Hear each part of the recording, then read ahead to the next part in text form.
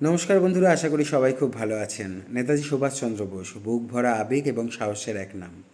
আজ থেকে প্রায় 82 বছর আগে নেতাজি সুভাষচন্দ্র বোস বলেছিলেন, স্বাধীন ভারতবর্ষের সরকার এমন হওয়া উচিত যে কিনা প্রত্যেকটি ধর্মকে নিরপেক্ষ এবং সম্মানের নজর দিয়ে দেখবে, তবেই এই দেশ প্রগতির দিকে এগিয়ে চলবে। কতটা প্রকট, কতটা সত্য দেখুন তো আজকের দিনে দাঁড়িয়ে এই কথাটা। এই ধরনের মানসিকতা যে মানুষরা রাখে, তাদেরকে ছোট দেখিয়ে কুরুচিকর মন্তব্য করে কিছু মানুষ নিজেদের লেভেলটাকে বাড়ানোর চেষ্টা করছে।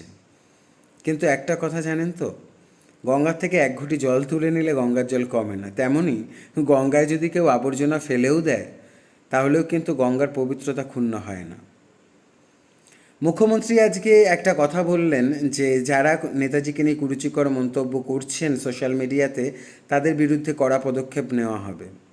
বক্তব্য শুনে ভালো লাগলো, অনেক অনেক ধন্যবাদ জানাই তাকে। দেখার অপেক্ষায় থাকলাম যে কতটা এই কথাটা কার্যকর হয়। তাহলে যদি সত্যিই কার্যকর হয়, সেটাই এই 15ই আগস্ট, যেটা কিনা স্বাধীন ভারতবর্ষের সবথেকে বড় উৎসব, সেই বড় উৎসবের সবথেকে বড় উপহার হয়ে যাবে এই ভারতবাসীর কাছে, নেতাজি অনুরাগীদের কাছে। জয় হিন্দ, জয়তু নেতাজি।